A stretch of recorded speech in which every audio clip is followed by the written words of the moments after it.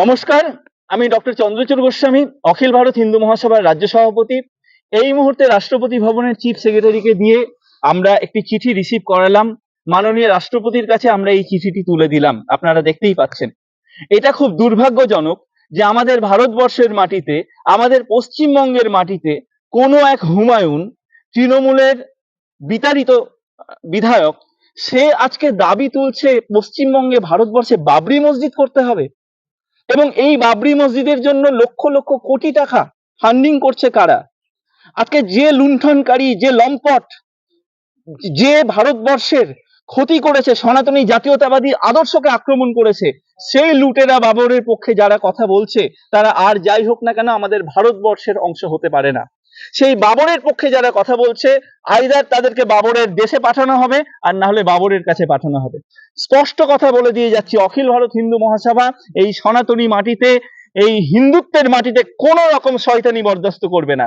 বাবরের প্রতি যদি অত প্রীতি থাকে, তাহলে এই হুমায়ুনকে বলছি, কান খুলে শুনে রাখো, প্রত্যেকটা ইট আমরা ধসিয়ে দেব। অখিল ভারত হিন্দু মহাসভা, তোমার তোমার বাবা 400-500 বছরের আমাদের লড়াই, আমরা প্রত্যেকটা একটা ধাক্কা দিয়েছি, আমরা ইট গুলোকে খসিয়ে দিয়েছি।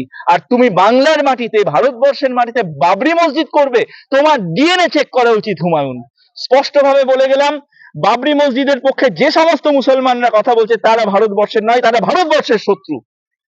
আমরা স্পষ্টভাবে বলছি, বাবরের অরিজিন কখনো ভারতবর্ষের নয়। হ্যাঁ, তৃতীয় পানিপথের যুদ্ধে ইব্রাহিম খাঁ গার্দি, আমার দেশের মুসলমান, যখন আহমদ শাহ আবদালী আক্রমণ করেছিল থার্ড ব্যাটল অফ পানিপথে, তখন আরেকজন মুসলমান আমার মাটিকে রক্ষা করার জন্য মারাঠাদের পক্ষে তৃতীয় পানিপথের যুদ্ধে প্রাণ দিয়েছে, তার নাম ইব্রাহিম খাঁ গার্দি।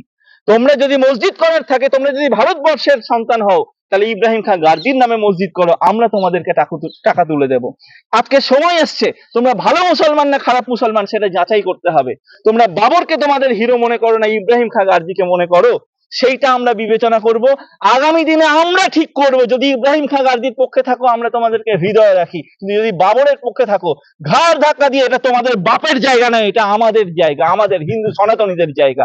আমরা তোমাদেরকে বাবরের কাছে পাঠাবো, নাহলে বাবরের দেশে পাঠাবো। সবাই হিন্দু মহাসভার সাথে থাকুন। কোন রকম বেয়াদবি পশ্চিমবঙ্গের মাটিতে এবং ভারতবর্ষের মাটিতে বরদাস্ত করা হবে না। আমরা দ্রৌপদী মুর্মুজিকে জানালাম, প্রধানমন্ত্রীকেও জানালাম, এবং পশ্চিমবঙ্গের মাননীয় মুখ্যমন্ত্রীকেও জানাচ্ছি, এই সমস্ত অসভ্যতা হিন্দু মহাসভা বরদাস্ত করবে না। জয় হিন্দ, জয় ভারত।